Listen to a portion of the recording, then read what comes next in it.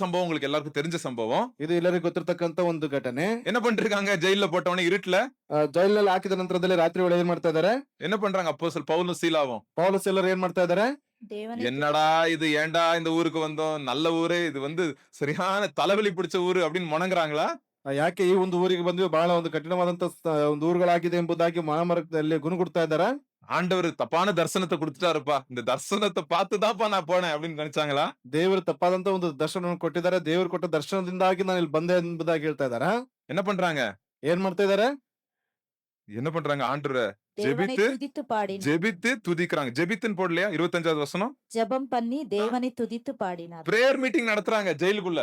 ಅಲ್ಲಿ ಸೆರೆಮನೆ ಒಳಗಡೆ ಪ್ರಾರ್ಥನೆ ಮಾಡಿ ದೇವರನ್ನು ಸ್ತುತಿಸುತ್ತ ಪ್ರಾರ್ಥನೆಯನ್ನು ನಡೆಸ್ತಾ ಇದ್ದಾರೆ. அங்கேயே சர்ச் ஸ்டார்ட் ஆயிடுச்சு. ஜெயிலுக்குள்ள சர்ச் ஸ்டார்ட் ஆயிடுச்சு. ಅಲ್ಲಿ ಸೆರೆಮನೆ ಒಳಗನೆ ಅಲ್ಲಿ ಸಭೆ ಸ್ಟಾರ್ಟ್ ಆಗಿದೆ. கிறிஸ்தவன் எங்கெல்லாம் போறானோ அங்கெல்லாம் சர்ச் தான். ಕ್ರೈಸ್ತನ ಎಲ್ಲೆಲ್ಲ ಹೋಗ್ತಾ ಇದ್ದಾನೆ, ಅಲ್ಲಿ ಸಭೆಗಳು ಪ್ರಾರಂಭವಾಗ್ತದೆ. ஏன்? நம்ம என்னது? நம்ம தேவனுடைய ஆலயமா இருக்கிறோம். நம்ம ಯಾಕೆಂದ್ರೆ ನಾವು ದೇವರ ಆಲಯವಾಗಿರಲ್ಪಟ್ಟಿದ್ದೇವೆ. நம்ம நடமாடும் ஆலயம். நம்ம கிறிஸ்தவர்கள் ಕ್ರೈಸ್ತರಾಗಿರ್ತಕ್ಕಂಥ ನಾವುಗಳು ನಡೆದಾಡುವ ದೇವರ ಆಲಯಗಳು. அங்க அவிசுவாசிகள் மத்தியில போனா சர்ச் அங்கேயே போயிருச்சு. ஏன்னா நீங்க ಅங்க போனீங்கன்னா சர்ச் அங்க போயிருச்சுன்னு அர்த்தம். ಅವಿಶ್ವಾಸಿಗಳ ಮಧ್ಯದಲ್ಲಿ ಹೋದ್ರಿ ಅಂತಂದ್ರೆ ನೀವು ಅಲ್ಲಿ ಹೋಗಿದ್ರಿ ಅಂತಂದ್ರೆ ಸಭೆ ಅಲ್ಲಿ ಹೋಗಲ್ಪಟ್ಟಿದೆ ಎಂಬುದಾಗಿ. அங்க ஒரு பாவம் செய்யற இடத்துல உங்களை யாரோ கூப்பிட்டு இருக்காங்கன்னா நீங்க அங்க சர்ச் அந்த இடத்துக்கு போயிருச்சு அப்படின்னு அர்த்தம். ಅಲ್ಲಿ ಏನೋ ಒಂದು ಪಾಪದ ಒಂದು ಕಾರ್ಯಗಳಲ್ಲಿ ನಡೆಯಲ್ಪಟ್ಟಿದೆ ಎಂಬುದಾಗಿ ಹೇಳುವಾಗ ನೀವು ಸಭೆಗಾಗಿ ಅಲ್ಲಿ ಹೋಗಲ್ಪಟ್ಟಿದ್ದೀರಿ ಎಂಬುದಾಗಿ ಅರ್ಥ. ஜெபிக்கிறாங்க, துதிக்கிறாங்க. இருட்டுல முதுகுலெல்லாம் ரத்தம் ஒழுவும். கண்டிப்பா இரும்பு கம்பியில அடி வாங்கிட்டு முதுகுலெல்லாம் சாட்டி வச்சு அடிச்சாங்கன்னா ரத்தம் ஒழுவிட்டு இருக்கும்.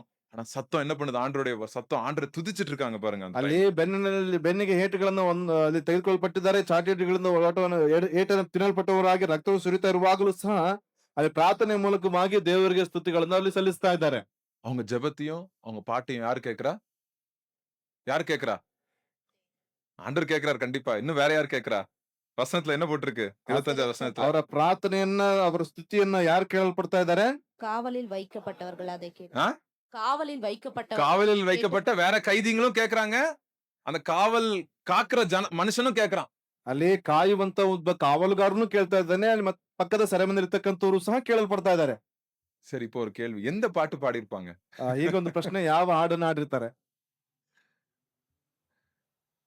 இயேசு ராஜா முன்னே செல்கிறார், ஓசன்னா கீதம் பாடுவோம் பாடியிருப்பாங்களா?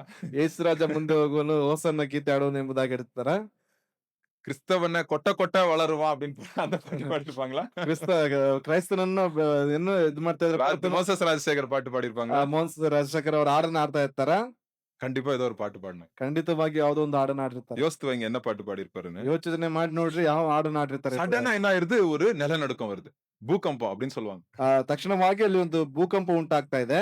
அப்படியே எல்லாம் இடிஞ்சு அப்படியே நடுங்குது, எல்லாம் ஷேக் ஆகுது. அப்படியே அவங்க பாடுற பாட்டுனால இல்ல, ஆண்டருடைய வல்லமைனால நிலநடுக்கம் வருது. ಅವ್ರು ಆಡುವಂತ ಹಾಡುಗಳಿಂದಲ್ಲ, ದೇವರ ಒಂದು ಮಹಿಮೆಯ ಮೂಲಕವಾಗಿ ಆ ಒಂದು ಕದಲುಗಳ ಒಂದು ಬಾಗಿಲುಗಳೆಲ್ಲ ಅದು ನಡುಗುವಂತ ರೀತಿಯಲ್ಲಿ ಆಗ್ತಾ ಇದೆ. நடுங்கி நடுங்கி கதவெல்லாம் திறந்துருச்சு, டோர் எல்லாம் ஓபன் ஆயிடுச்சுங்க. ಅಲ್ಲಿ ನಡುಗುವುದರ ಮೂಲಕವಾಗಿ ಆ ಒಂದು ಕದಗಳೆಲ್ಲ ಬಿಚ್ಚಲ್ಪಡ್ತಾ ಇದೆ.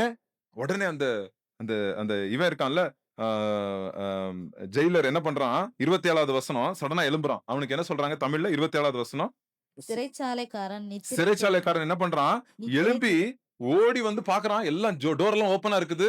அவன் வாழ்க்கையே போச்சு, வேலை போச்சு, வாழ்க்கை போச்சு, எல்லாம் போச்சு அவனுக்கு. ಅಲ್ಲಿ ಸೆರೆಮನೆಯ ಯಜಮಾನನು ನಿದ್ದೆಯಿಂದ ಎದ್ದಲ್ಪಟ್ಟವನಾಗಿ ಬರ್ತಾ ಇದ್ದಾನೆ. ಯಾಕೆ ಅಂತಂದ್ರೆ ಆ ಸೆರೆಮನೆಯ ಒಂದು ಬಾಗಿಲುಗಳೆಲ್ಲ ತೆರಲ್ಪಟ್ಟಿದೆ. ಆತನ ಕೆಲಸ ಹೋಯ್ತು, ಆತನ ಜೀವಿತವೇ ಹೋಯ್ತು ಎಂಬುದಾಗಿ.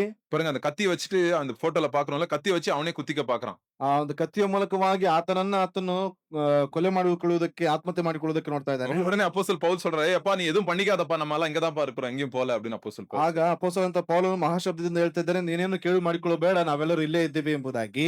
உடனே அவனுக்கு ரொம்ப ஆச்சரியமாயிருச்சு. ತಕ್ಷಣವಾಗಿ ಆತನಿಗೆ ಆಶ್ಚರ್ಯ ಉಂಟಾಗ್ತಾ ಇದೆ. என்னடா இந்த கிறிஸ்தவங்களை தப்பு பண்ணாமலே அடிக்கிறோம், நம்ம கிறிஸ்தவங்களை தப்பு பண்ணல ஆனாலும் அடிக்கிறோம்.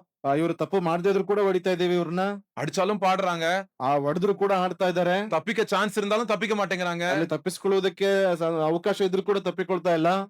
யாருப்பா இவங்க அப்படின்றாங்க. ಯಾರೆಲ್ಲ ಇವರು ಎಂಬುದಾಗಿ.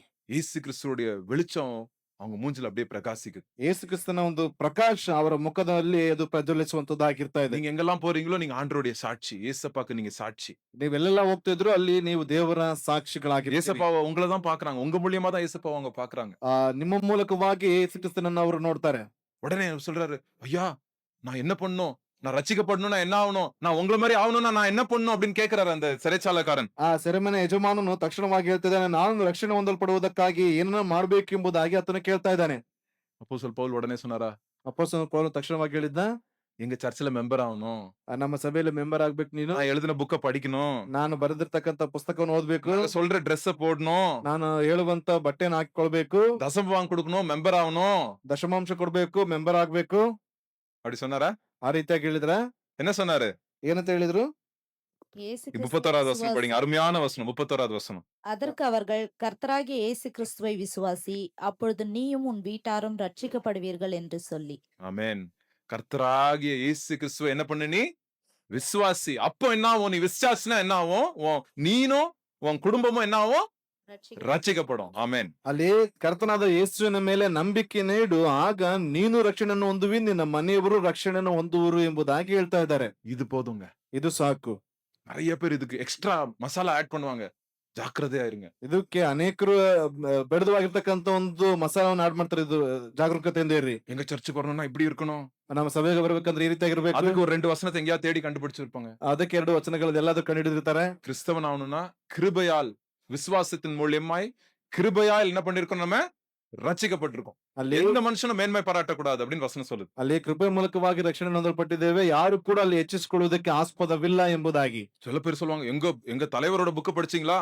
அந்த புக் படிச்சபடி நம்ம வாழ்னாதான் நம்ம நல்ல கிறிஸ்தவங்களா இருக்க முடியும், இல்லாட்டி நம்ம கெட்ட கிறிஸ்தவங்க அப்படின்லாம் சொல்லுவாங்க. ಕೆಲವರು ಹೇಳ್ತಾರೆ, ನಮ್ಮ ಒಂದು ಮುಖ್ಯ ಬೋಧಕರ ಒಂದು ಪುಸ್ತಕವನ್ನು ಓದಿದ್ರೆ ಅದರ ಕ್ರೈಸ್ತ ಯಾವ ರೀತಿಯಾಗಿ ನಡಿಬೇಕೆಂಬುದಾಗಿ ಅದರಲ್ಲಿ ಇದೆ, ಇಲ್ಲ ಅಂತಂದ್ರೆ ನಾವು ಬೇರೆ ರೀತಿಯಾಗಿ ಹೋಗ್ತೀವಿ ಎಂಬುದಾಗಿ. இந்த மாதிரி Dress போட்டாதான் நீங்க பரிசுத்தவானுங்க, இல்லாட்டி பரிசுத்தவான் இல்ல நீங்க அப்படின்னு ಈ சொல்லுவாங்க. ರೀತಿಯಾದಂತ ವಸ್ತ್ರಗಳನ್ನ ಹಾಕೊಂಡ್ರೆ ನೀವು ಪರಿಶುದ್ಧವಂತರು, ಇಲ್ಲ ಅಂತಂದ್ರೆ ಅಲ್ಲ ಎಂಬುದಾಗಿ. ஆண்டவரை விசுவாசிங்க, நீனும் உன் குடும்பத்தாரும் ரட்சிக்கப்படுவீங்கன்னு ஆண்டவருடைய வசனம் சொல்லுது. ದೇವರ ಮೇಲೆ ನಂಬಿಕೆ ನಿಡು, ನೀನು ನಿನ್ನ ಕುಟುಂಬದವರು ರಕ್ಷಣೆಯನ್ನು ಹೊಂದಲ್ಪಡುತ್ತೀರಿ ಎಂಬುದಾಗಿ. பாருங்க, அடிச்சு ரத்தம் வந்திருக்கு, இது வரைக்கும் ரத்தம் ஒழுவிட்டு இருக்குது, ಆ, நிலநடுக்கம் வந்துருச்சு, ரட்சிக்கப்பட்டாங்க. 33வது வசனத்துல என்ன நடக்குது பாருங்க.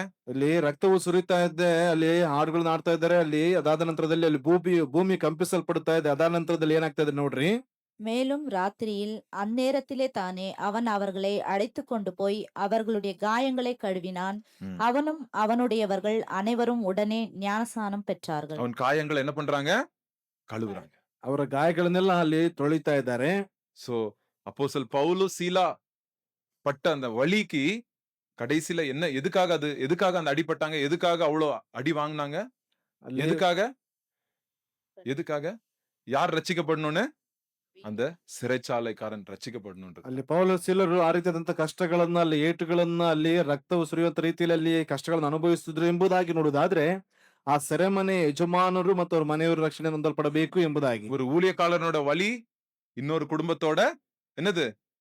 ரட்சிப்பின் சந்தோஷம். ಅಲ್ಲಿ ನೋಡ್ತಾ ಇದ್ದೇವೆ, ಒಬ್ಬ ಸೇವಕನ ಒಂದು ನೋವು, ಅಲ್ಲಿ ಕಷ್ಟಗಳು, ಇನ್ನೊಬ್ಬರ ಮನೆಯಲ್ಲಿ ರಕ್ಷಣೆಯ ಒಂದು ಸ್ವಾರ್ಥ. பைபிள் ஒரு வசனம் இருக்கு, கண்ணீரோடு விதைக்கிறவர்கள் கம்பீரத்தோட அறுப்பார்கள். ಅಲ್ಲಿ ಸತ್ಯವೇದದಲ್ಲಿ ನಾವು ನೋಡ್ತೇವೆ, ಕಣ್ಣೀರಿನಿಂದ ಬಿತ್ತುವವನು ಆನಂದ ಘೋಷದೊಡನೆ ಕೊಯ್ಯಲ್ಪಡುವರು ಎಂಬುದಾಗಿ. அடி வாங்கும்போது வலிச்சிருக்கும், கண்ணீர் வந்திருக்கும், பட் ஆனா இங்க என்ன சத்தம் கேக்குது? இப்போ உடனே ஆனந்த சத்தம் கேக்குது. அந்த குடும்பமே என்ன ஆயிடுச்சு?